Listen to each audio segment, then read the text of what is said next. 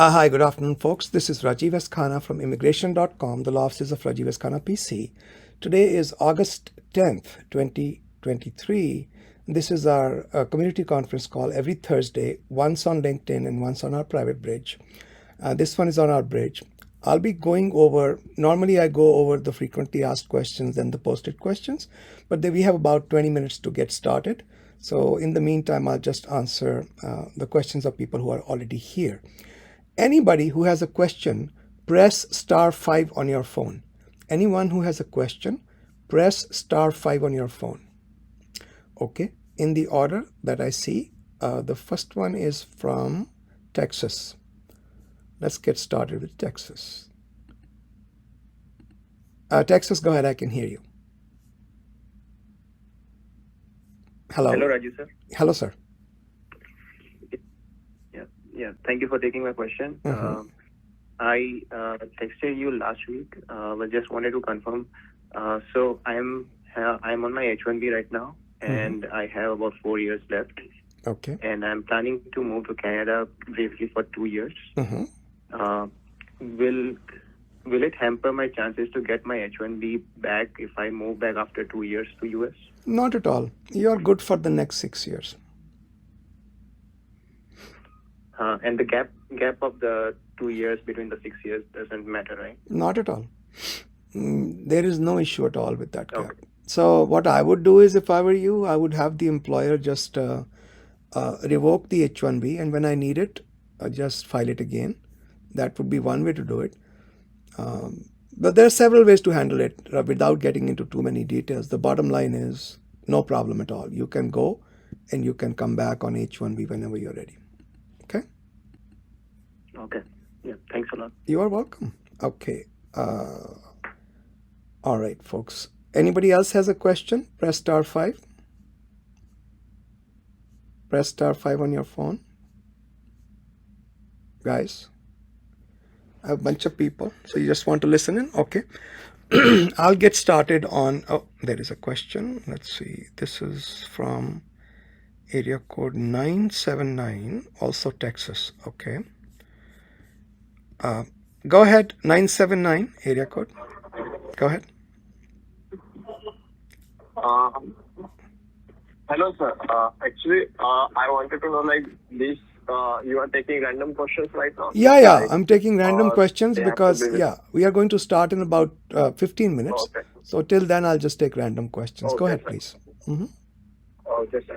I had a question, say, I am currently on a F1 visa, and I am in my third semester right now. Okay. And I plan to marry a American citizen over here. Okay. So I wanted to know what will be the process will be like. Say I was planning to go to India afterwards. Okay. So then I got to know that I can't come with an American citizen being married to her like that. Okay, so it will be I am on a non-immigrant visa. Yes. Okay, hold on. So the way it works is, once you get married, the day following that day or the same day, you can file your papers for immigration. Okay? It's two sets of forms, I-130, I-485. Along with that, one of the forms you submit is called advance parole. Okay? That's permission to travel while your green card is pending. Unfortunately, the advance paroles take a long time. Okay? You can look at if you just do a web search for USCIS processing times, you can see that easily advance parole, which is form I-131, takes about 14-15 months to process, maybe even more.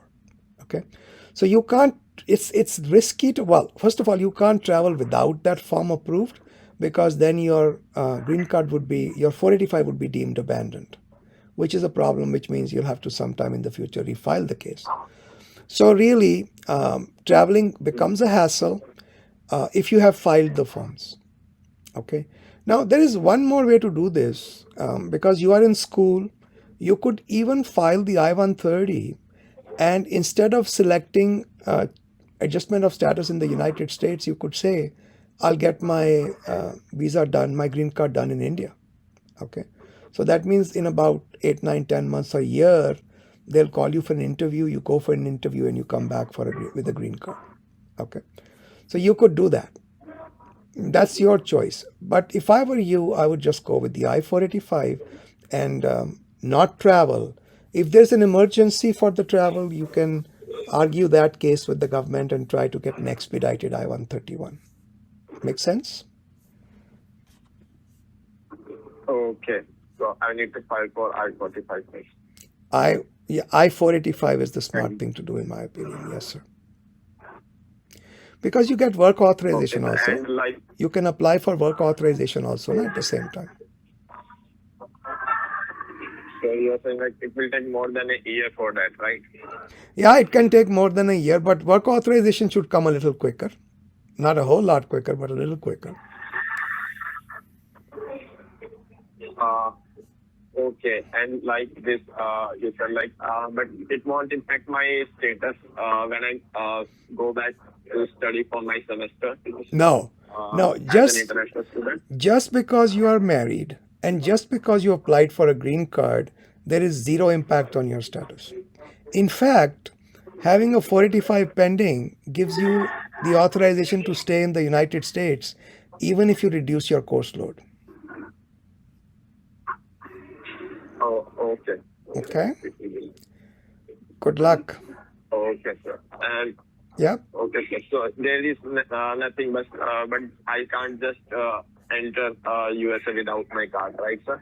Well, And you I you will can. need to apply for Indian visa afterwards. No, that's no. Why would you need an Indian visa? You're still an Indian citizen. Even after you get a green card, you're an Indian citizen. You'll be carrying an Indian passport. But they said like you need to have like overseas citizen of India if you are more than 1 year. Now that I don't know Let's say because for I don't PR, practice on the right, sir? Indian side, but you are still going to be an Indian national. Having a green card doesn't mean you've given up your Indian nationality. Okay? Okay, sir. Just to get back, sir, which forms you said like I need to process? You said like 2-3 forms. Sir? You can write down the names of these forms, but there could be more. Remember, I haven't done a filing myself for decades. I do the law part. Our team takes care of all the forms. Okay, But the sir. main forms are I-130, which your wife will file for you. She'll sign the paperwork. On top of that, you will file for yourself I-485. Along with that, you will file I-131 for advance parole and I-765 for work authorization. These are the main forms. There'll be some other forms as well. Once you start looking at the USCIS website, it tells you what to get. Okay? Okay, sir. Okay, sir. Thank Good you luck. for your time. You are welcome. Good luck. Okay, folks, anybody else has a question, press *5. Otherwise, I'll get started with the posted questions. Okay, one more. This is from area code 919, which is North Carolina. North Carolina, go ahead, please. Yeah, hello. Thank you for first hosting these questions and this forum. I'll try to keep this quick. So my husband, he is a PhD student at North Carolina State University. Okay. And his final defense is scheduled for this fall semester. All right. And since we were near to the graduation, he started searching for the jobs, and he got a job sometime in January, and they did file for his H1 in March. Now what happened is that he got picked up in the lottery, in the second lottery, but his defense is still pending, although they are in their final stage of doing the defense, and the company is going ahead and filing for his H1. So I wanted to know, like, in this scenario, the H1 activation date, would it be still 1st October or it can get delayed? Well, first of all, does your husband have a master's degree already? Sometimes you have a master's PhD program combined. Does he have a master's degree already? Yes. He does? Yes. Like, they'll issue the degree on his PhD, this one, but he finished his master's. Oh, he's completed his master's. So the start date Yeah. can be October 1st if they file premium processing. It could be October 1st, but Okay. it's up to the employer and your husband to work it out. But the start date can be any date from Okay. October 1st onwards. Okay. Okay, but so in that scenario, his defense has to happen before, or he can still defend on H1B? He can defend on H1B. I see no problem with that. Okay. Okay. And then in this scenario, would you advise for premium processing or Yes. no? Yes. No. Yeah, you have a little bit more control over the approval when you do premium processing. So I would recommend that. But if you guys are not worried about the start date and you don't want to have the employer spend the extra money, you can then go with the regular processing. Okay. Okay. Good luck, ma'am. Thank you. You're welcome. Bye-bye. Thank you. Anybody has a question? *5. Otherwise, I'll move on to my posted questions. Press *5 if you have a follow-up question. Okay. Let's get started with the questions that were already posted. I started the call a little early because I have to leave at exact 1:30. Some questions I have marked as frequently asked questions. And the first frequently asked question is job loss situation, alternatives and return options for H-1B visa holders with an approved I-140. So if I lose my job, I was on H-1B and I have an approved I-140, what if I want to leave and come back? So this question says I have an approved I-140 which is already 6 months past the approval date. My priority, that's key. So not only is the I-140 approved, it stayed approved for 6 months. Actually, it's 180 days, but 6 months is approximately right. I've already completed my first 3 years, and I'm currently on the first 3-year extension. If I lose my job, and I cannot find a job in 60 days grace period, what alternatives do I have? H4 is not an option for me currently. So B1, B2 is another option. I've guided people before to my blog. If you go to immigration.com, and on the very top ribbon, there is a link to my blog, Rajiv's blog. About the third or fourth entry from the top is applying for a B1, B2 if you are not able to find a job within the 60-day grace period. Okay. I would not join a consultancy unless they have a specific project. Okay. Compelling circumstances EAD is not that glamorous. I mean, it works in certain circumstances. The reason I don't like it is it takes a long time to process. You can, of course, stay here while it's being processed. And then it's only given for 1 year. And you have to keep extending it every year. If you go to India, is that a better option? Well, that depends. I think B1, B2 is a good option, reasonably good option. What do you need to come back to India if you went to India? Well, you just need a copy of your earlier H-1B approval notice. That should be enough. Okay. Anybody has a follow-up question on this issue on losing job on H-1B and having to go outside, etc.? Press *5 on your phone if you have a follow-up question. No new questions at this time yet. Any follow-up question on this? None. Let's move on to the next frequently asked question. This one says remote work for a US startup starting off on managerial duties from India before L1 visa filing. So the question is, can an Indian employee start working for a US startup as a manager remotely from India while his L1 is filed a few months later? The answer is yes. Will the L1 processing be earlier for the startup as the employee has been performing the duties, also being paid the required wages? Ability to pay? Well, L1 does not require a demonstration of the ability to pay. There's no such requirement for L1s. Number one. Number two, the work has to be done through a local organization. There is some gray area there, but you have to work with a sister company So if the startup has a branch, affiliate, sister company in India, and you are starting work with them, absolutely okay for you to do so. Okay. Remember, you cannot qualify for an L1 unless you have worked outside for a branch, etc. of this company for at least 1 year. Okay. I hope that answers your questions. *5. Anyone has a follow-up question on this issue, L1 issue? Press *5. Anyone has a follow-up question? Okay. So let's go to the next. I don't think there's any other frequently asked question.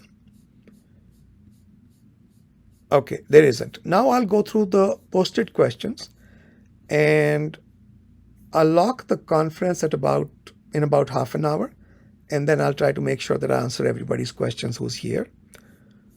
So going back to the regular questions, question number 3 is evidence of parental names in I-130 petitions, implications of incomplete information on birth certificates. I'm a US citizen, filed I-130 for my sister. As per instructions, this form requires birth certificates of both my sister and me. I submitted our birth certificates. The last name on the birth certificate for us matches both of our last names. Our parents' names are also listed on the birth certificate, and they are identical, but the parents' names listed are not complete, full and last names. That's a common issue. I don't think that's going to be a big problem for you. It only has the last name of my father, and his last name matches our own last names, and the first name of our mother. There is no first name for our father and no last name for our mother. They probably will send you an RFE, but it is not insurmountable. Basically, you can deal with it through secondary evidence, and you can even offer to undertake a DNA testing if they insist on that. Okay, so this is not an insurmountable problem. That's what I would recommend. My father is no more and my mother is 80 years old. I think you'll be fine. I'm not that worried about this. This is a relatively easy thing to handle. *5. If anyone has a follow-up question on this, no new questions. *5 for any follow-up questions. Okay. Next posted question is question number 5. I'll go through these questions, ladies and gentlemen, people who are just joining us. I'll go through these questions, and then I'll invite new questions. I'll lock the conference, make sure I deal with everybody's questions who's already here inside the conference. Okay. Transferring priority date and experience concerns, switching employers for I-140 following. My I-140 was approved with Company a year ago, and 6 months have already gone. Company A has not yet withdrawn it. Good. However, I have now switched to Company B, and they have filed a new PERM. Since the PERM position with Company B does not require any experience, they did not consider my experience with Company A. I'm concerned that if this could lead to any legal problems when filing my I-140 with Company B, no problem at all. Can I or Company B still claim the priority date? Absolutely. There is no requirement that there should be some connecting experience or something. The fact that you have an approved I-140 gets you your priority date for any job in the United States. *5. If you have a follow-up question on this, press *5. Okay. Next question is question number 6, which is Jeet. Transitioning from STEM Masters to MBA with CPT, impact on H-1B and USCIS considerations. I completed my first master in a STEM course, but my EAD got rejected due to a late filing by my university. So I have not utilized OPT plus STEM I had from this degree. For nearly 10 months, I've been enrolled in an MBA and working on day 1 CPT. My CPT will be over in August. I'm planning to file for an extension on my CPT while losing out on my OPT from this second degree. Okay, got it. 2 questions. Does this change of moving to CPT extension affect in any way if my H-1B gets picked in the second round? No, I don't think so. I don't see any issue with the H-1B. Can not having an OPT and directly moving from a CPT to H-1B cause any problems? No. No issues. I mean, they could come back and say, well, we don't like your curricular practical training, and is it really a genuine attempt, or are you just trying to get work authorization? And in the worst case scenario, they could say, well, we're not going to approve your status in the United States. Go get a visa stamp, which is okay. Not the end of the world. Simple enough. So I don't think this is going to be a major issue for you. In all probability, it will go through without any problem. Anyone has a follow-up question on this, what I just discussed, press *5. Okay. If you don't have a follow-up question, I'll go on to the next question. This is question number 7. Re-entry permit considerations, balancing travel needs and green card status. I'm a green card holder, waiting for re-entry permit since 10 months. I might have to wait another 7-8 months. I already spent 6 months of this year outside and came back. I have to again travel to India for personal matters. What is the minimum duration I should spend here in the US? So first of all, while the re-entry permit is pending, I advise people to keep coming back before 6 months are over. And even if you come back for 2 days, I don't care. So you go now, in 5 months and a few days, come back for a couple of days or a week, then go back again. Before you're out for 6 months, come back again. This is simply a device to protect you from unnecessary hassles. Okay. Technically, you don't have to, you file the re-entry permit. But I still prefer that you keep coming back within 6 months each time. Yeah, I think that should cover you. In case you're not able to come back within 6 months, try to come back within 1 year each time at least.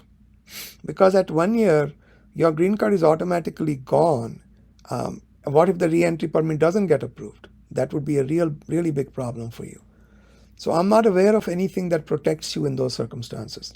So ideally, keep coming back before 6 months. And if it is an imperfect world and you cannot, at least don't make it a year or more. Keep coming back within a year. *5 if you have a follow-up question on this. Okay.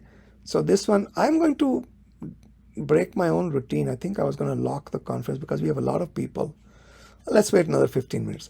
Let me take this call. This is from area code 571, which I think there are two people have their hands up. One is 571, which is Virginia. Virginia, go ahead. I can hear you. Yeah, thank you, Rajiv. This is Kiran. I had posted the questions. So, thank you for the guidance. Of course. I just wanted to, though you made it very, very clear, but I just wanted to ensure I repeat that again. That so I should be coming back after every 6 months. But Stop. Incorrect. You should keep coming back within 6 months each time. So don't let it touch the 6 month mark. Come back before 6 months. I would say, to be on the safe side, count it as 180 days and come back before 180 days. Yes. And then once I come back, I can even go back in another 2 months or 3 months. You can leave in hard and fast. You can leave in 2 days. I don't care about that. Okay. Oh, okay. Sure. Okay. Okay, that helps a lot. Yeah. Good luck. Thank you so much. You're welcome. California. Somebody from California, you have a question on this issue? Go ahead. Yes, sir. So I think I heard all the question and answers around this one, the re-entry. Right. My situation is one where my wife may need to stay for maybe more than a year. So without a re-entry permit, that is not advisable at all. Is that a good conclusion? You lose your green card automatically. If someone stays more than a year outside US. A year or more. I don't remember the exact language of the statute, whether it is 1 year or more than 1 year. Okay. But let's just say year. Okay? Okay. So be careful with that. Okay. All right? Okay. All right. Good luck, sir. Oh, by the way, if you are working for a multinational, I see your from your caller ID. If you are working for a multinational, would you continue working for them in India also? Would you?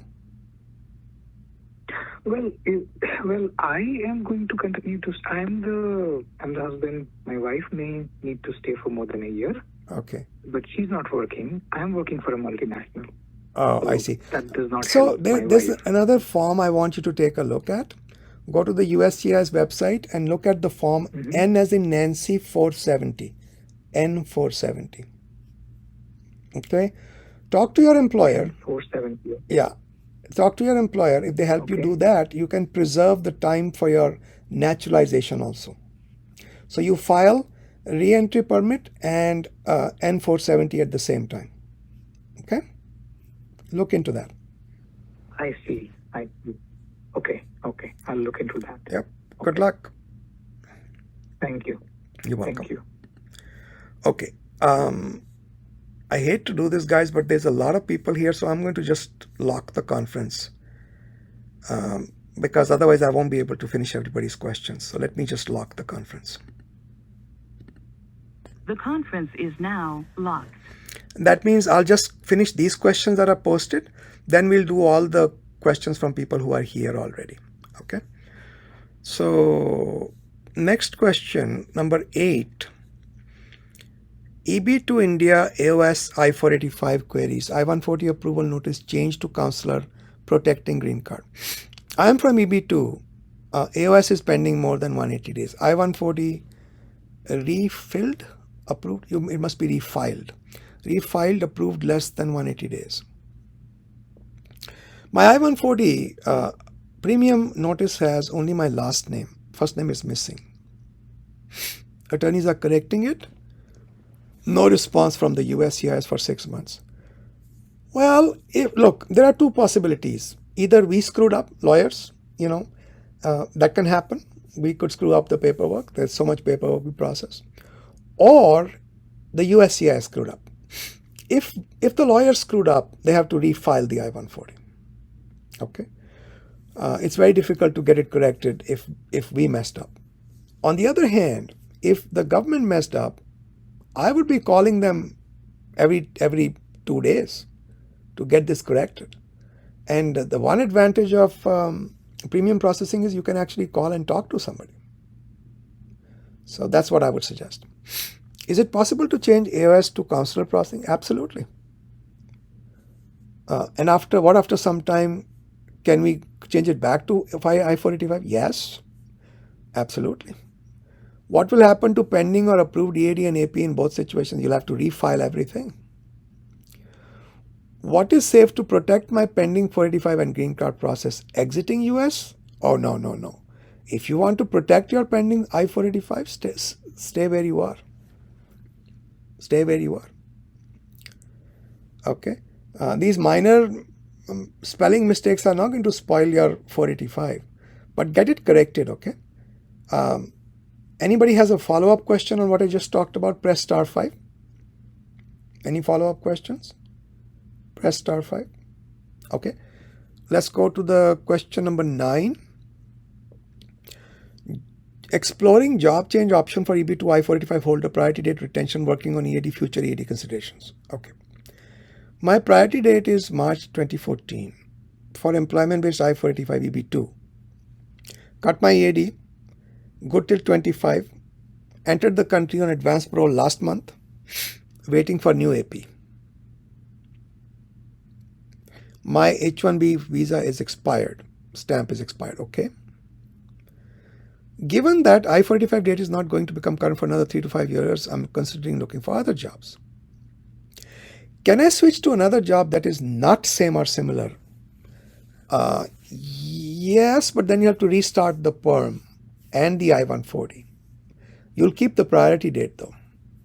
By the way, don't just give up on it. Remember, the idea of same or similar jobs is quite vast. So similar can be you go from being software developer to, let's say, product manager, or even to chief technology officer. Okay, it's a job in technology. You could take 7-level promotions, no problem. Okay. Is there a way I can start working for a new employer? What are the steps the new employer needs to take? You have to go for same or similar job. if you want to take your green card over. Okay. But that too after 485 has been pending 180 days. Right now, if you leave, you'll carry your priority date.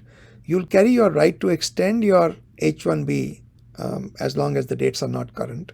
But you have to restart your green card process. And you can restart it in a totally new category. That's not a problem. It's the same or similar is required when the 485 is already filed. Okay. Can I start working on the EAD? So you already have a 485 pending. Sorry, I missed that part. Let me just double check. Oh yeah, you already said that. Yes, you already have a 485. So you have two choices here.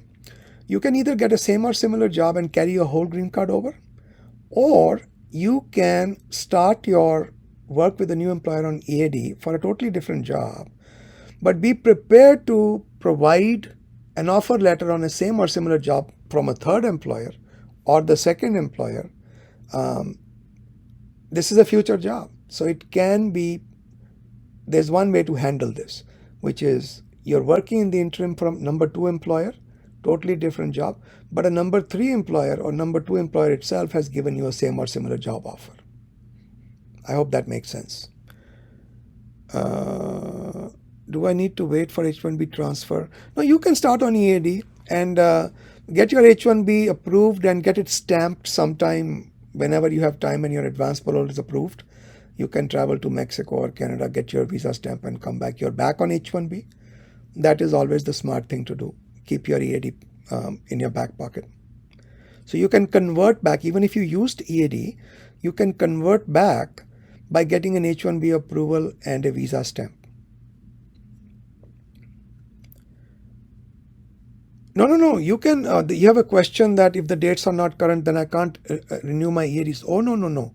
You can keep renewing your EADs as long as the 485 is pending.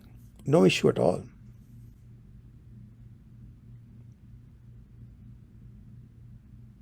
No issue at all. I think I've covered everything that you asked me. Star 5. If there's a follow-up question on this, press star 5. Okay, this is from area code 201. I think it's New Jersey, right? Yeah, New Jersey. Yeah, New Jersey, go ahead. I can hear you. Rajiv, thanks for responding to my question. So I did have a follow-up. So I can continue to renew the EAD based on the pending I-485 from the company that I switched out from? You see, you have a fundamental mistake of assumptions here. The 485 belongs to you, not to the company. Okay. You can carry it wherever you go. But to continue the process, if and when the government asks, you must provide an offer that shows it is a same or similar job. Understood. Got it? At the moment they ask, not otherwise. Yep. So you have no issues. You can keep getting your EAD extensions, nothing to do with the company. All right? Okay. Thank you. You're welcome. Thank you. You're very welcome. Okay. Next question, number 10. 10? Yeah. Including previous experience in new PERM application after changing employers, implications and material misrepresentation concerns. Yeah, material misrepresentation is always an issue. Let me make sure I covered all the questions before. Yes. I have an approved I-140 with first company. PERM required 1 year of experience. I did not include all my previous experience when my attorney filed the PERM. I've now moved to company 2. If I include all the experiences I didn't mention, could this lead to a material misrepresentation issue? I don't think so. Okay. I can't think of why this is a material misrepresentation, because it's not relevant for you to mention experience other than the one that you're qualifying based upon. Okay. So I have to look at the form ETA 9089 and figure out exactly what it requires. I suggest you take a look at it. I think it is an option, not an obligation for you to reveal all your jobs in the back. That's the way I would look at it. And if you are still in doubt, talk to your lawyers. And if they don't give you a satisfactory answer, set up a consultation with me. I will take a look at the 9089, let you know. Off the top of my head, I don't think it's a problem. Okay. *5. If there's a follow-up question on this, press *5.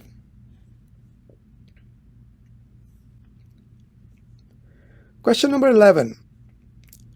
Clarifying intermittent H-1B rule.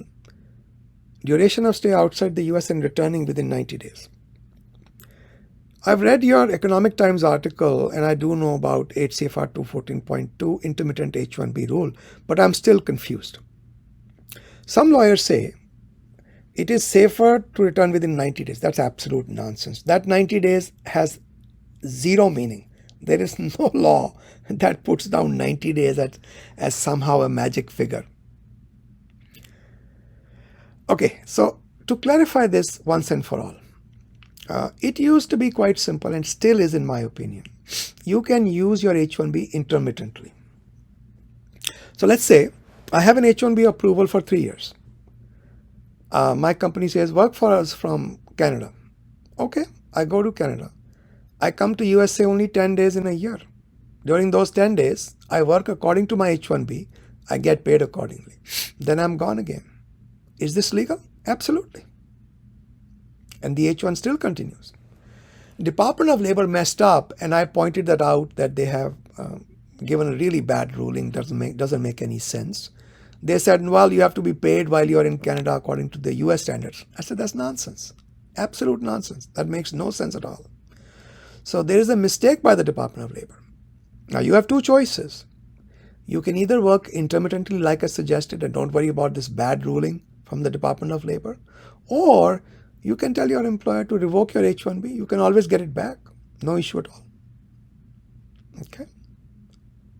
Now in your case, you are getting paid your H-1B US salary while working from India. Absolutely no problem. Your H-1B will continue. And the interesting thing is, and there's no limit to how long you can do. And the interesting thing is, you are actually not utilizing any H-1B period. So anytime you're outside the US will be subtracted from your total 6 years. Great situation to be in. You're getting all the benefits of the H-1B, but you're not being counted. So it's all set. I see you have your hand up. So you're calling from India. Go ahead. I hope this makes sense. Go ahead, I can hear you. Yeah, thanks, Rajiv. So, if I stay less than 6 months, then I get to add those 6 months at the end of the expiration date. Right? But if it is more than 6 months, I lose the complete. No. Actually, if you stay less than 6 months in any 12-month period, you get the whole year back. It's a very weird set of rules. And if I... Yeah.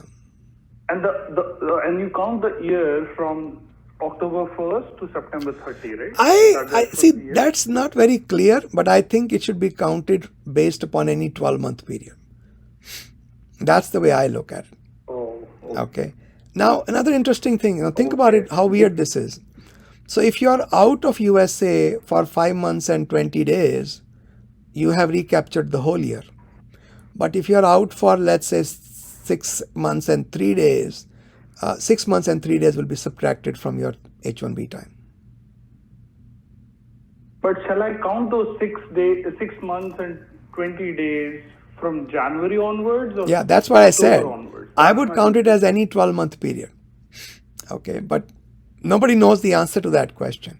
So I'm guessing it'll be, I would argue for a 12-month period. Got it. And is there a way to actually look at the updated H-1B duration, like the number of days that gets added, or there is no visibility to it? No, you don't have any visible counter running. There is no such thing. You will just simply, when you apply for the next H-1B, you can recapture the time outside. But do we have to specify in the application that these many days I was out and give me those days back? Yes, or they don't? Yes, you have to. You have to ask for it, and you have to show your entry, exit stamps, other evidence that you were outside for that time. I see. Okay. Got it. Thank you, sir. You're welcome. Good luck. Okay, I think we are coming to the end of our questions. 3 more, and then we'll get started with new questions. This one is number 12. H-1B eligibility without formal degree, opting for full-time before graduation. I'm a master's student. University makes me eligible to work on OPT if I've met all the degree requirements, but I haven't graduated. Only capstone course remaining. I'm not sure what that is. I'm on track. Does anybody know what capstone course is?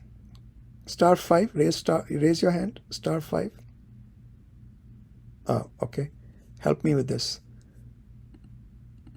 Area code 585. Thank you. What is a capstone course? Namaste, Rajiv. Namaste, sir. I actually asked this question. Achha ji. So by capstone, I mean like the project.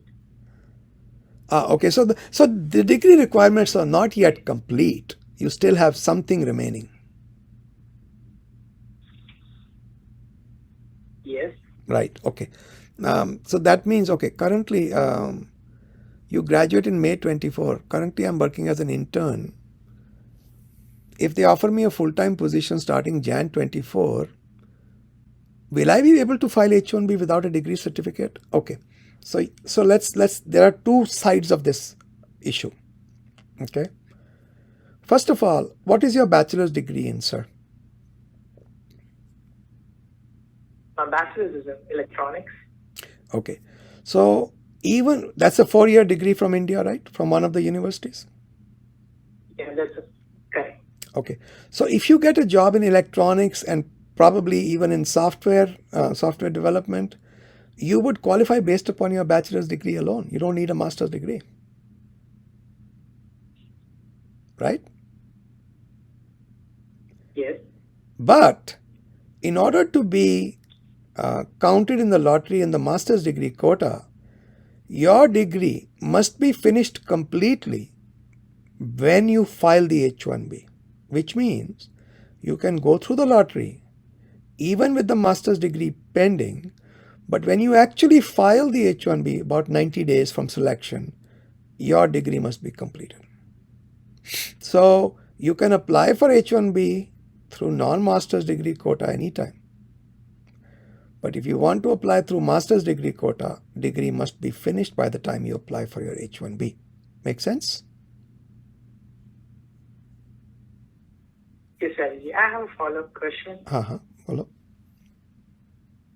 So you mentioned that while applying, it would be within those 90 days quota, right? As soon as the results are announced. So if I consider, for example, the results are announced somewhere around 15th of March. Okay, let me back you up. Hang on. Let me back you up. I don't care about the results. I care about the degree completion. All your requirements are finished, including your practicals or your capstone courses, whatever you called it. So your university should be able to give a letter that as of XYZ date, Mr. John Doe has completed all his degree requirements. Only formal conferral of degree remains, which will be on ABC date. Now that XYZ date on which you complete your degree must fall before or on the date you apply for your H-1B. Okay, so don't worry about the graduation. Worry about finishing all the requirements of the degree. Okay? Okay, thank you. You are welcome. Area code 206 has a follow-up question. Let's see, where are you calling from? Washington State. Yes, go ahead, Washington State. I can hear you. Hello? No, I just unmuted myself, so just to add on capstone only. Oh, okay. Thank you. Why do they call it capstone? What does it even mean? A capstone is like a kind of the project you basically end up doing with the professor. So they just call it a capstone. Basically it gives you feasibility to choose anything you want to do. It's not, it shouldn't be mattered what you are studying. For example, if I'm studying computer science, I can take, biomedical project as well, if I'm interested in. So it's like very open. That's why I call it capstone. And also in my university, it's always not meant for degree requirement. If I want to just continue my F1 status, I can enroll for capstone and continue my I-20. So basically renew my I-20. I see. Okay, so it's also beneficial for in current economic condition as well. And is it always the last So project? graduation of, Is it always the last project you take after?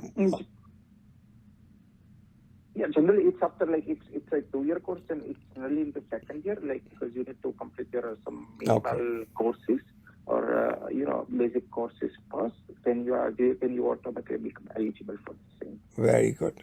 Thank you for sharing, sir. Every day I learn something new. Thank you so much. Oops, sorry. I'm sorry. I thought you were done. Go ahead and raise your hand again. I'll unmute you. Sorry, I just put your hand down. I didn't realize you had a question. No? Okay. Let me go on to the next question. This is DS 160 for parental B1 B2 visa. Address considerations for degree convocation. So he is getting his parents to do the DS 160 for degree convocation on a B1 B2 visa. Currently working in some other state other than my university, considering the current wait time for B1 B2, planning to apply for my parents' visa ahead of time. It'll be okay if I enter my current address. Yeah, I don't see any problem with that. Listen, the bottom line is, look, things change, addresses change, jobs change. That's anticipated. The information should be correct on the date you file the application. After that, if it changes, it changes. I'm not that worried about it. *5 if you have a follow-up question. Okay. The last posted question is from Liana. Liana says, I entered on B2, changed to L2, 5 months and 23 days you were on B2. Can I apply to change to B2 again? Yes. My PERM is in process. My status ends at May. I need to stay in legal status. Any advice? Liana, I don't know your resume, but if you're just a regular person like me, no extraordinary qualifications, I think B1, B2, or even a student status are something to look into if you want to go to school. But converting back to B1, B2 is certainly possible. Okay. *5 if you have a follow-up question on this, press *5. All right. Folks, anybody has any question of any kind, press *5. I will unmute you in the order you logged in. Anyone has any question on any topic? So far I have 15 people with their hands up. 15 people. Let me start with the person who joined me the earliest. This one is from Texas, area code 979. Let me find 979. Give me 1 second. Where are you? 979, 979. There you go. 979, go ahead, I can hear you. Hi, sir. Hello. Go ahead, ma'am. So I'm currently on my F1 OPT. I'm working for a company A. I recently, in the first week, my H1 got picked, and I filed for H1 from there. It's still in progress. So in the second pick, my H1 got picked with company B, whereas the joining date for the company is on October 16th.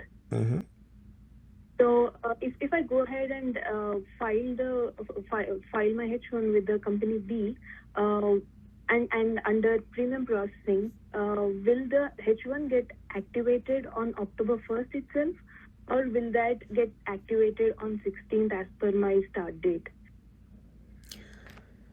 Okay, so you already have one H1B being processed, right? Yeah, and that not yet approved. And that one is going with October 1st date, right? Yes. Okay.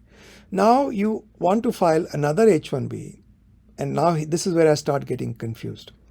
You want the start date to be October 1st, or you want the start date to be October 16th?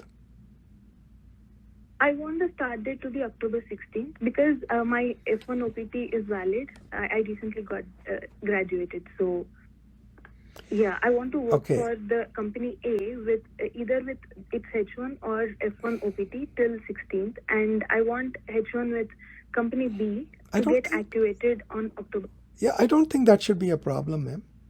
That should be fine. And by the way, if company A's H-1B gets approved and then company B's H-1B gets approved, there is no law that says you have to join company B right away. You can keep working on your H-1B approval through company A till October 16th. No problem. Okay, so do the company B need to mention that somewhere while well, filing? Company B, there is a question on the form I-129 which says any other H-1B approved or filed, something like that. That has to be addressed. And you can look at the form I-129. There's a question about other H-1B approved or something like that.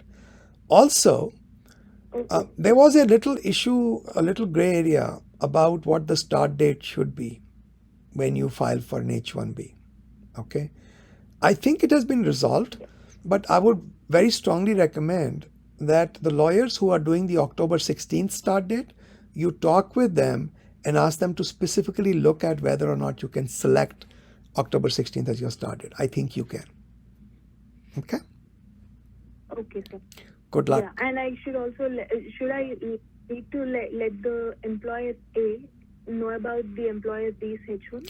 You don't have to. There is no such requirement. If you just want to be a nice guy and, give them notice, sure. But there is no requirement. See, the subsequent H-1B, you have to give the previous H-1B. But the previous H-1B is already filed. There is no place for you to put down a subsequent H-1B. No issue at all.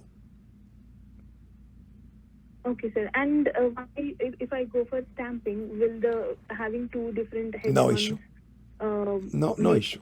Okay. No issue. All right. Okay, sir. Yeah. Good luck. Yeah.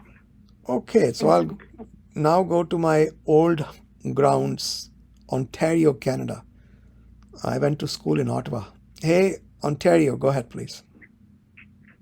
Hello. Yep. So I have a quick question. So I was applying for a J1 visa, but my dad has a 485, or sorry, I-140, and also will be 485 pending. So I was wondering, would that affect my J1 application, since I'm listed on the green card application too? Okay. First of all, is your dad already in the United States? Yes, he's on L1A. He's applying for EB1C. Okay. Yeah. So I don't think that's going to be a huge issue. Although, and I recognize your voice. I know who you are. What I'm thinking is, see, for J1, they want to make sure you have non-immigrant intent, right? But your whole family is in US. Yeah. Your whole family is in USA. It cannot be claimed that your permanent home remains to be Canada. Okay. So the only doubt I have is not because of your father's 485, but because of your entire family being in the United States. And you are still under 21. I remember you well. Okay. Yeah. So I don't know what they are going to do. But if I were you, I would go in there. I would carry my portfolio of all the things that you've done, and make sure they understand there is no incentive for you to become illegal in the United States. Zero incentive. Got it. Okay. Yeah. I think they're going to give it to you. Okay, that makes sense. And my last question was on CSPA. I know CSPA updated their guidelines this year. Yeah. But they only mentioned adjustment of status, changing to dates of filing. Yeah. Someone mentioned a counselor manual. When I checked it, that's still final action dates. So if I do counselor processing, would they still keep the final action dates as a date cutoff for age? There was something that the consulate made clear just last week. I remember reading a communique from the consulates. I don't want to commit to it, but I'm pretty sure they said We don't care what USCIS does. We are going to go with our for our purposes. We are going to go for the Final action dates. the final action dates. Yeah. Got it. Thank you so much. Good luck. Okay, my next person who logged in. Let's see. So I'm done with this one. Give me a second, guys. I'm just trying to figure out. This is California, area code 669. Let me locate 669.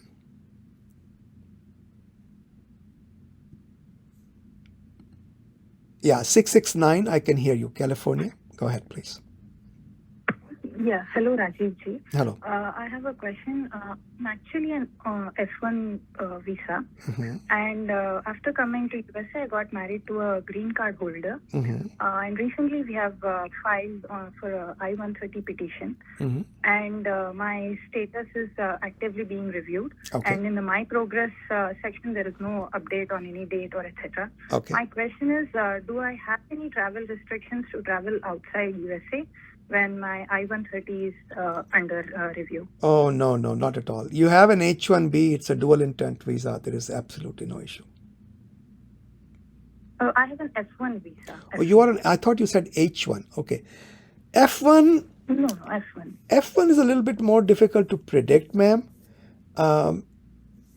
People who've been here for a long time, I would suspect that the government should not create a problem. But technically, you are not allowed to have immigrant intent. So if you travel and the Customs and Border Protection at the airport says, well, ma'am, you need to go back to your home country, wait for your green card, they can technically do that. Will they or won't they? I can't predict. Oh, okay. All right. Okay. Good luck. Okay. Yeah. Thank you. Thank you so much. You're welcome, ma'am. Yeah, thank you. Let's go to area code 607, which is New York. 607, go ahead. Hi, Rajiv ji. Hello, ma'am. I'm on STEM OPT. Ji. I recently lost my job and have till September 8th to find a job. Okay. I am engaged to a US citizen. What are my options? If I get married before September 8th, how soon can we file I-1485 and I-130? And do I have to leave the country while it's getting processed after my visa expires? Okay, let's Is take K1 visa also an option? No. Let's take the first case scenario. Okay. First of all, what are the options? The moment you get married, the day you get married, you can apply for your green card, I-130, I-485, I-131, I-765, all these forms together. Okay. And you can continue to stay in the United States. To travel outside, you'll need the advance parole, which takes many, many months. So if you're okay. Not being able to travel, this is a great way to go. Okay. So that was your first question. Now, the second question you had was, remind me, what was the second question? Do I have to leave the country while it's getting processed? No. Or after my visa has expired? Absolutely not. You can continue to stay here. Visa has nothing to do with your stay in the United States. And once you get married and file 485, that by itself is a status. So no problem. Okay. All right. Okay. And is K1 visa an option? I haven't looked into change of status into K1. I don't know exactly how that would work, what the processing times, etc. are. I would say look it up, try it. I don't know off the top of my head how that fits into your scenario. Because one advantage of K1 is you are authorized incident to status. You can work. But can you do a change of status? I do not know. And how long does it take? I do not know. Sorry. Okay. Okay. That answers my question. Thank you so much. You're welcome. Good luck. Area code 615. 615 from Tennessee. Tennessee, go ahead, please. Hello, Rajiv ji. Hello, sir. Thanks for taking the call. So I have an advice on So the current scenario is I was on H-1B and completed my 6 years out in June. And as I was waiting for my PERM to approve, I applied for change of status from H1 to B2. Okay. So currently I'm on B2. Okay. And it's approved.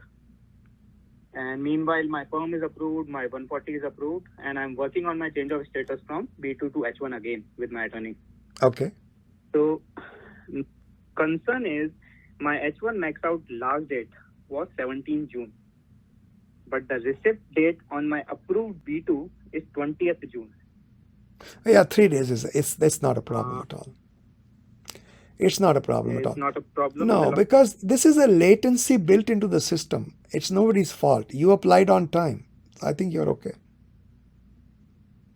So my attorney confirmed that they have sent the application on 16th, so 1 day before. But when I got the receipt, it was 20th. So I'm still unsure, like, is the 3 days, if someone, like, if I ever leave US and immigration point, if they ask for hang on, back up. When you got your B1, B2 approval, it came with an I-94, right? Mm-hmm. Yes. Okay. So that means your status was not considered to be an issue by the government. Oh, okay. Right. So I think you're fine. Okay, getting it. All right. Okay, so as soon as I change with B2 to H1, I'm okay, and these 3 days will never impact anything. I don't think so. I can't think of any way this is going to be a problem. Okay. Perfect. Yeah, Good luck. Thank you. You're welcome. Somebody calling from India. Go ahead, please. Hi, Rajiv. I do have a question around H1B duration. Mm-hmm. So, my H1B got picked on 2020 with employer A, and on the receipt, I had the dates from October 1st, 2020 to September 30, 2026. So got it for 6 years, right? The next year, 2021, I moved to a new employer, and my transfer receipt shows dates from 2021 October to 2027. So does that mean that every time I move to a new employer, the H1B 6 years get reset? Or is it just like, I don't know. No. No. You have a blanket of 6 years, which you consume as you move from employer to employer. It does not get reset with each change of employers. It is a total blanket of 6 years. So if you use 1.5 years with one employer, you've got 4.5 years left. Then you use another 3 with another employer. Now you have 1.5 years left. So it's the total 6 years. Right. Okay. So, so why does USCIS shows like an extended time on the approved receipt? So right? I did not follow your dates. Did they give you extension beyond 6 years?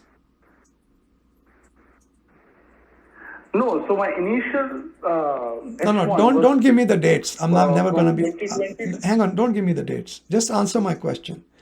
Have they approved your H1B for more than 6 years? No, just 6 years. Yeah, so then it's fine. What's the problem? What is your concern?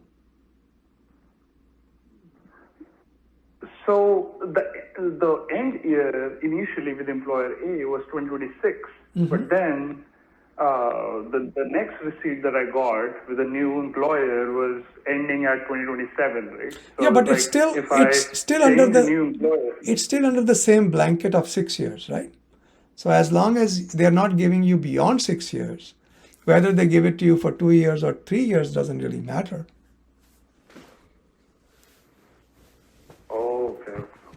Okay. Makes sense. Okay.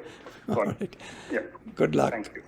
All right, let's go to New York, area code 585. Let me also grab some water. Go ahead, area code 585. I can hear you. Hi, Rajiv.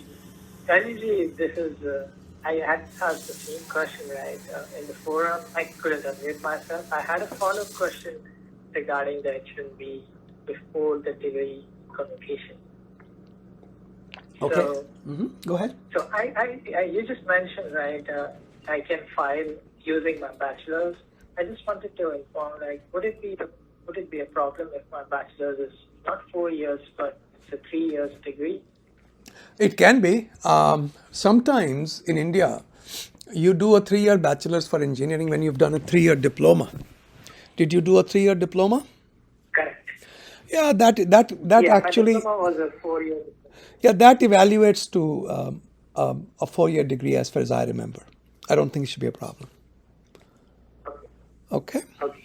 I've got one more question. I just wanted to know. So for the H1 petition, right?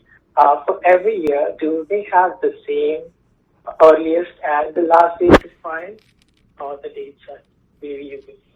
No, it's pretty much the same. It's not exactly to the day the same, but usually it is the same because the quota opens on April 1st, right? So the lottery can vary, but they will usually start us filing from April 1st for 90 days, usually. Okay. So it ends somewhere around end of June. 90 days, whatever that time frame is. Yeah, normally that's what they give us. Okay. Okay. Okay. And if I'm able to get my master's certificate within those 90 days and file, then it would be okay if I file using my master's degree. Oh, absolutely. You have to get your master's degree done by June. Okay? Yes. Good luck. Okay. Yeah. Thank you so much, Rajiv. You're welcome. Thank you. You're welcome. Area code 469. 469, go ahead, please. I can hear you. Texas. Hi, Rajiv. Hi. I want to change my current status from H1B to F2. And I'm filing form I-539 for that. But in that, the first question they're asking is like, what's your current non-immigrant status? And in that, they don't have a top-down option for an H1B. Yeah, they have an option for and H1. they're saying that, Yeah, they have an option for H1B1. Just select that. And in the cover letter, say, you idiots, you forgot to put H1B. okay, so my question was, there's no need for a paper filing, right? In this. No, I'm doing them all online. I had an emergency filing. Somebody wanted us to file. I don't think you need a lawyer, but sometimes people get nervous. So she called us 2 days before the 60 days were over. There was no way I could have gotten it to USCIS snail mail. So I just had one of our lawyers sit with her, and we did the forms online. We filed it online. I told my colleague, I said, you're going to run into this difficulty when you go to the drop down. You'll see there's no entry for H1B. Just use H1B1 and put it in the cover letter that you guys you haven't given us the option of an H1B. Take a screenshot of the drop down and put it in the letter. Okay. Okay, that makes sense. And also in the cover letter you mentioned, right? So they're asking, is it beneficial to provide a reasoning for why I want to convert my H1B to an F2? What you want to do is you want to take as a template on my blog. I have a template for what you should write. So just kind of, it's not that we are trying to coach you to say something untrue, but that's kind of what you have to say. But even if you don't say it, they'll send you an RFE. It's not the end of the world. Okay. Okay. And in an RFE, would I have to provide anything else? They can ask you all kinds of, they can ask for, how are you supporting yourself? And do you have permanent home in India or things like that? They can ask you all that. But that takes a long time to come through. So many times, I heard that they were approving B1, B2 in like a month for some people, which was a pleasant surprise. That makes things a lot easier. But I can't get into the detailed discussion of what all they can ask. There's a lot they can ask. Okay? Good luck. Okay. Sounds good. Thank you so much. You're welcome. Let's go to California. California 408.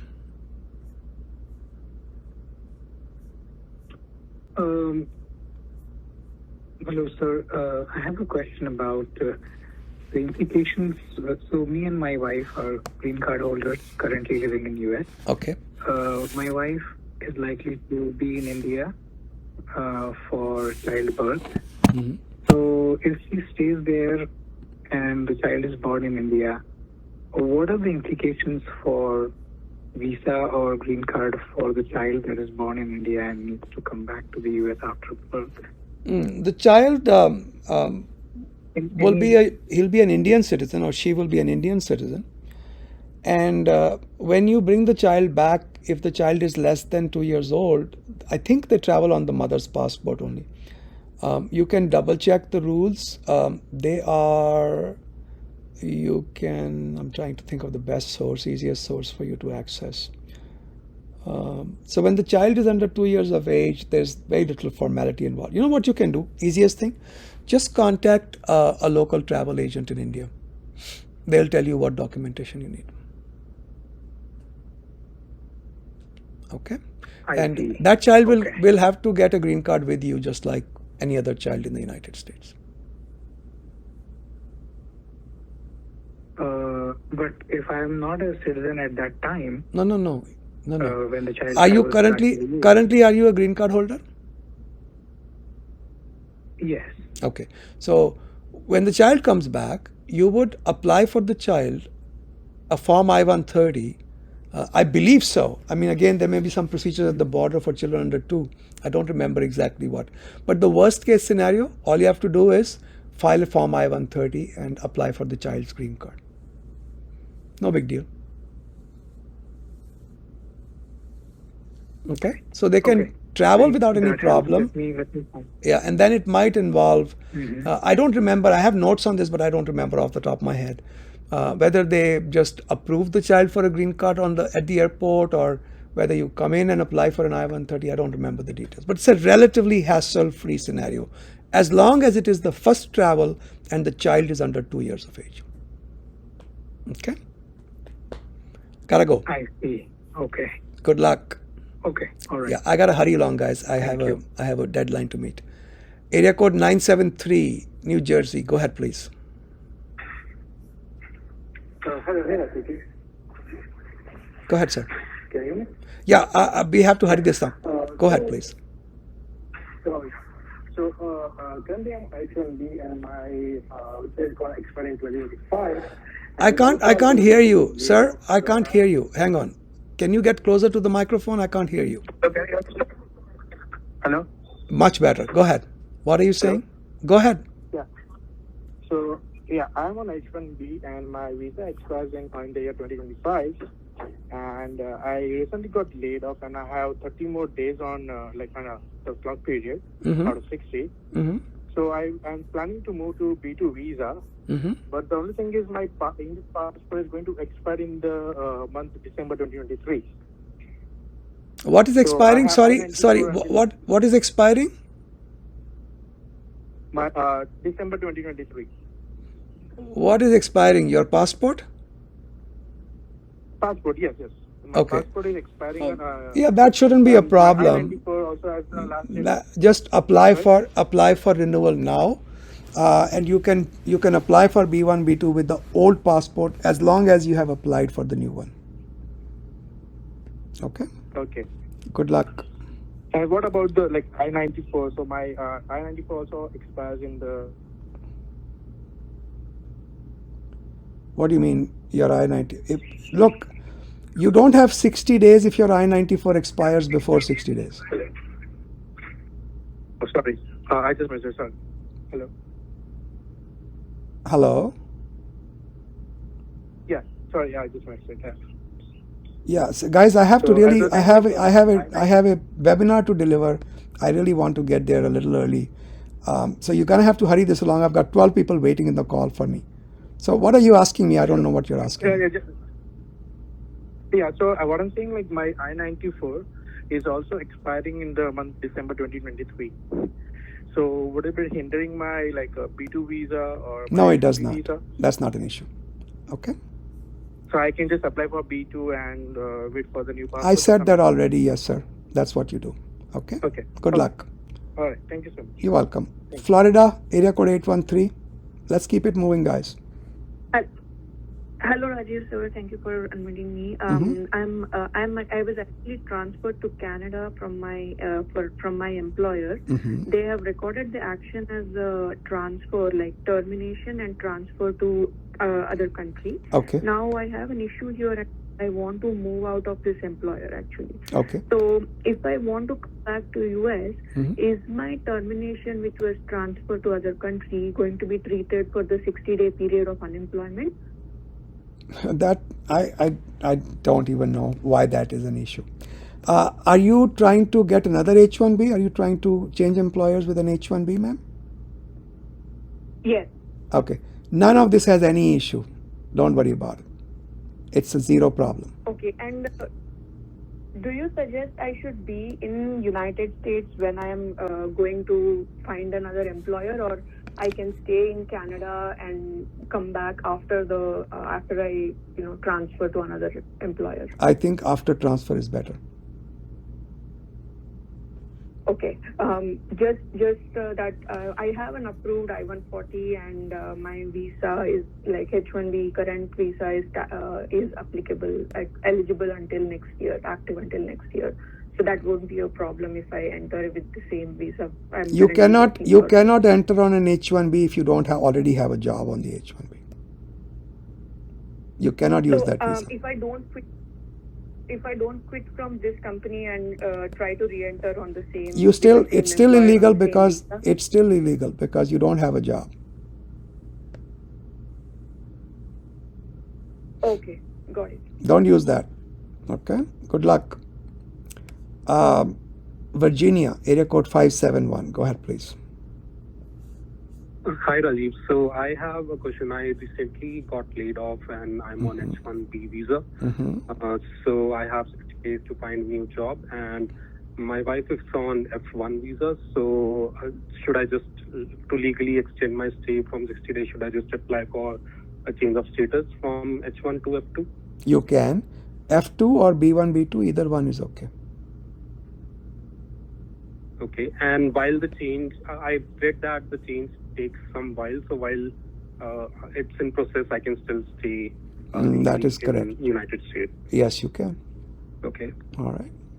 So to start, I should just talk to the university and get an I-20 and then start with the process. Exactly. Right? And a follow-up question is, how will it impact my current H-1B? Like, would I need to go through the lottery again once I get a new job? No, there's no lottery again. Okay.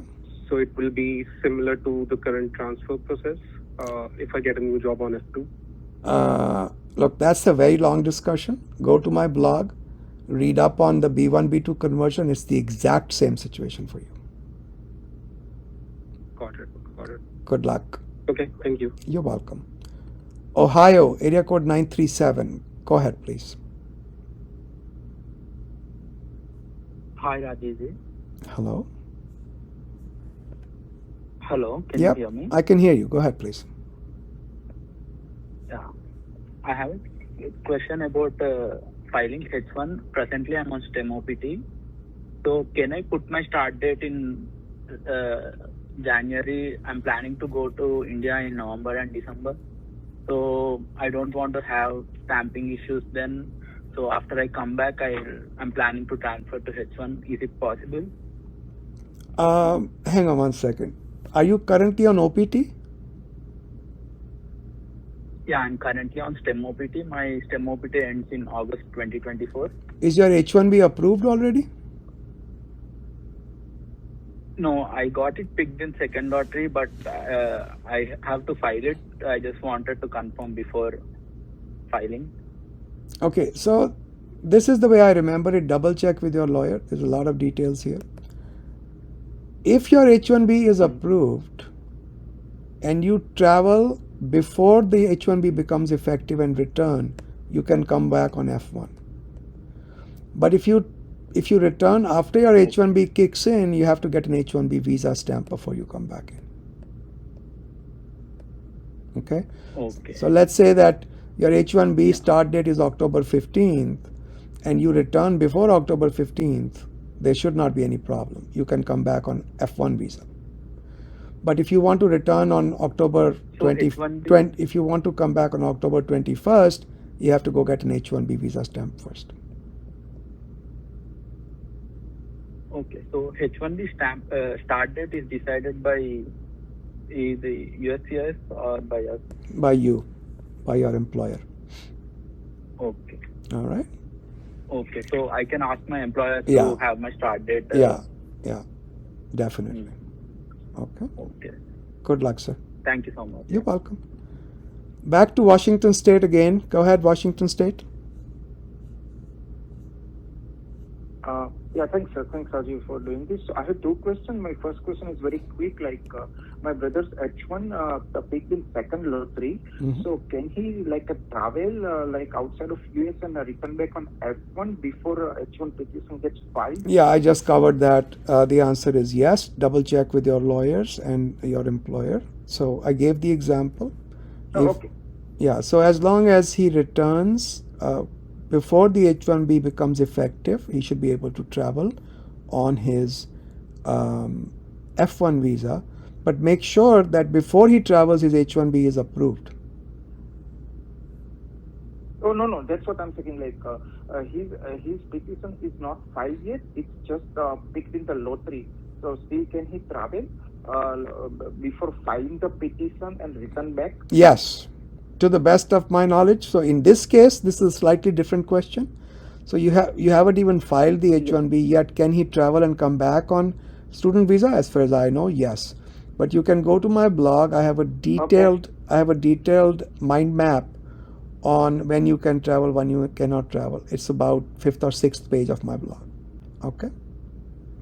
I believe it should be possible. Thanks for that. And second question.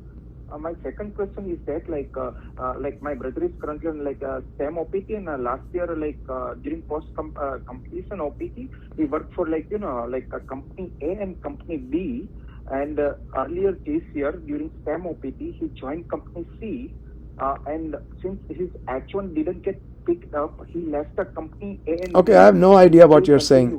Hey, listen, sorry, this is too complicated for me I'm trying to get this done as quickly as possible. I have a deadline. I have to get some. Let me shorten it for you. Yeah.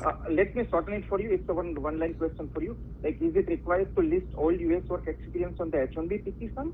And should it align with what's mentioned on the I-20? It is not required, but I don't see why not. It should be stated. It is definitely not required by law. All right? Thank you. Good luck. Area code 682. Go ahead, please. Area code 682. Hello. Yeah, go ahead. Can you hear me? Yep. Hello, sir. So currently I'm working with an employer A, and my project got ended 2 months back. And currently I started with a new client under the same employer, and now they are filing for my LCA certification and subsequent amendment petition. At the same time, I've got a new offer from employer B, and they are also planning to file for my H-1B transfer. So my question was, I'm interested in working for employer B, and I don't want any problems in the processing of my H-1B transfer due to the ongoing amendment petition with employer A. So I wanted to know your views on this. Easiest Will it create solution. any problem or Easiest solution. Premium process employer A's case. Offer to pay for it. Okay. No, employer B is already filing for premium process. Now, what I'm telling you is, look, there are two possibilities. Either employee B's case gets approved without any problem, then you can transfer. If the USCIS says, hey, you've got a amendment pending, wait until that gets approved before we act on this. In that case, just premium the employer A's H-1B as well. I don't know how it is going to play out. It all depends upon what gets approved first and what the USCIS wants to make an issue of. Okay? Okay, but we cannot completely say that the one will create problem for another. No, it's not a problem. The problem only is this. When an amendment is pending, are you really maintaining status or are you in authorized period of stay? It's a technical issue. I can't debate it with you. All I can tell you is the outcome is uncertain. You have to wait and see if the employer B's case gets approved without any problem. Just transfer, forget about the amendment. Okay. So I don't need to inform employer B about my current employer, right? You do not. Okay. All right. Okay. Good luck. And what was the time limit that for filing an amendment petition once we change, there are material changes in our current job? Okay, I'm not sure what you're asking me, sir. I'm trying to hurry along. Just shorten your question. Tell me what are you asking me? Okay. What are you saying? I mean, once we change, there's a change in location of our job, and we need to file an amendment petition, right? You do. So once we start working at that location, how many days do we need to actually submit the petition? Before you start working in a location more than 50 miles away from where you started. Before you start working, not after. Okay. Okay. Yeah. Good luck, Thank you, sir. sir. Thank you. You're welcome. Area code 561. Go ahead, please. Area code 561. Hi, Go ahead. hi Rajiv. Yeah, my question is, my PERM was filed on 15th November 2022, and currently I'm waiting for the approval. Okay. And my H-1B I-797 max out date is October 12th. Okay. And I do not have H-1B visa stamped on my passport. Okay. Now, just to be on safer side, if my case runs into audit, I want to recapture 34 days by going out of USA so that my employer can file 7th year extension. And I have a Canada visitor visa. So my question is, can I make 2 trips, 17 days each maybe? Yes. To between now and 12th October to Canada and re-enter US using AVR? You can. No problem. I can? Okay. And my next question is, if I try to re-enter US just 10 days before my I-79 expiry date, will there be any problem? You can let them know that you're planning to apply for an extension, and that's allowed by law. So you can carry a letter from your lawyer or your employer. That should be fine. I don't see any problem. Okay, but this process works fine, no issues in the past? No, I don't think so. I've never heard of any issue with AVR. Okay? Okay, awesome. Okay, thanks a lot. You're welcome. All right, last question of the day, area code 815. Go ahead, please. 815. Hi, Rajiv. Yes, hi, Rajiv. Can you hear me? Yes, I can. Hi, I'll keep it short. I have my I-485 is pending. I recently got EAD approved. I'm just waiting for the card. My question is, on EAD, can I go back to school and study like full time or part time? Well, that depends. On EAD, well, can you go full time? You can go full time only if upon receipt of the green card you intend to resume your employment. There's a lot of noise from your side. You may want to mute yourself. Okay, sorry. Yeah. Okay. So going back to what I was saying, you have a green card going. If you want to go to school, your green card can be interrupted because you have no longer any intention of joining back the job. As long as you have the intention to join back when you get the green card, you could go to school. I don't see any problem with it. But if you don't have that intention, then things get very tricky. Go ahead, unmute. How is the intention? I mean, intention is a state of mind. You should be able to put your hand on Gita or Bible and say, this is my intention.